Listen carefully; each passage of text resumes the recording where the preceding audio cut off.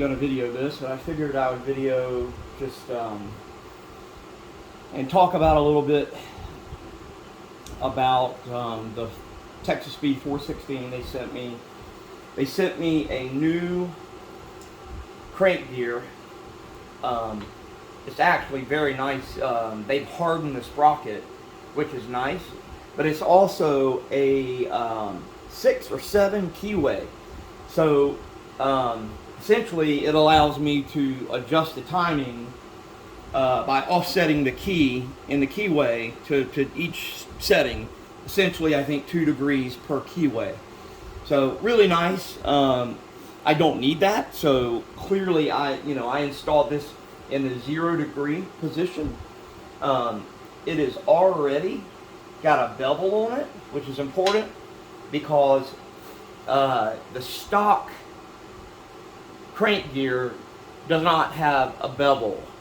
So with the Texas Speed crank and some other aftermarket cranks, this will not slide on all the way. So without the bevel, there's a rounded little protrusion here on the crankshaft that requires that bevel for it to kind of seat up in there, correctly all the way. So the timing chain will be aligned. I mean, that's essentially what that's for. But that's very critical. And if you miss that and just put a standard crank gear on without that bevel, you're likely to run into some problems. You're going to have timing chain which is not, perfectly aligned. So, and I talk about the setup. I did other videos about it. The C5R timing chain. That's a standard deal. Everybody knows. And this is the LME VBT delete kit. Now that comes with a billet front cover, which is very nice, and it comes with a LS3 style cam gear. So you've got a dowel on the cam. Obviously I got my cam bolt in for cam install, but that dowel is pretty simple, right? I mean, you literally just align this dowel to the hole. Now this is the one that essentially got a little messed up because when the crank snapped, I think there was just some bad stuff that happened, and this dowel is it's almost oblong. Got a little sort of oblong shape to it, which is not good. I mean, it's not much timing, but I'm not worried about the timing. I'm worried about essentially the force every time it kicks, on the first startup. Having that gap in there is just not good. That'll cause more wear over time and will just end up being a problem. So I ordered a new LS3 gear from LME. Again, it has to be special for their setup they give. So it wasn't cheap by $200 and something. I mean, really, for sprockets, a lot of money, but they machine it and they do all the nice work to take the guesswork out of you. So when you align this, you hit the crank gear at 0 degrees in the keyway, and then you're at top dead center on the #1 piston. Everything should align when you align the dot at the bottom. So this LS3 style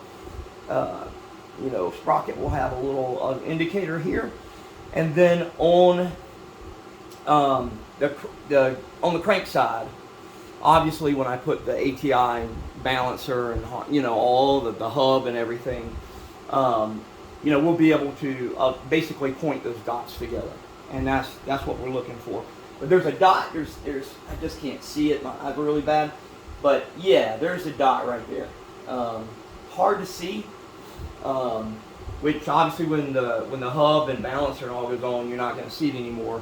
But before you do all that, obviously you align the 2 dots. This is already perfectly at 0 degree. I mean, perfectly at 12 o'clock because we're at top dead center. We're in the 0 degree keyway. So this is already dead on. It's great.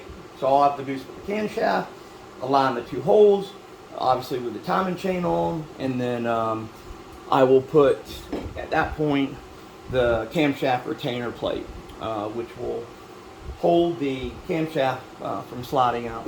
So let's see here. One more thing I wanted to talk about, and I just hit my video, so I'll make sure it's still okay. All right.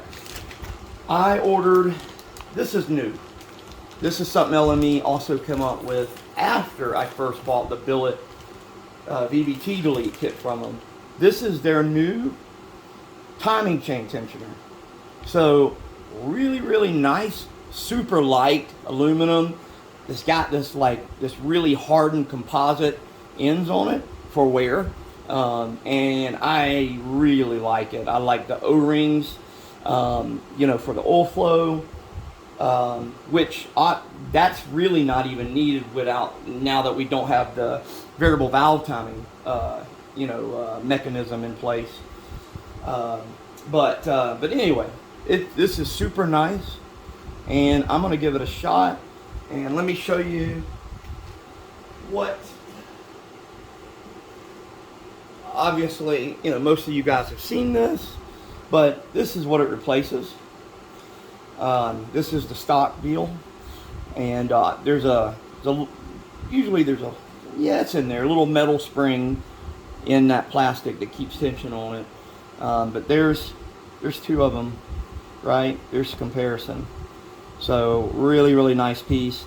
No moving parts, which I love that. I honestly want this as reliable and less moving parts and less complex as possible. So I really like this, and I think it's a good deal for a high horsepower setup. Not being driven hundreds of thousands of miles, right? I mean, it's more for simplicity, reliability, and for high horsepower. So, right. So anyway, let me finish installing this cam. So what I do is I lube the first, all the way up through the first couple of journals, and then I just, as I go, and I've learned this over the years, I used to lube the whole camshaft, and I mean you can, but obviously it's a little bit less, well, let's just say it's less messy if you just do a little bit at a time. So this is Comp Cam's cam and lifter installation lube. It works great for camshafts and lifters, that kind of stuff. So just very carefully and easily. I would really like to just be careful with this. I just jam it in there, and you get those journals aligned right through. Good deal. And let me find the next one right there. Okay, now let me put some more assembly lube on. There we go. You don't need a ton of it, but you just want to make sure all of the surfaces that are going to be worn or the touched metal, obviously, have a nice coating on it like that. So, all right, let's finish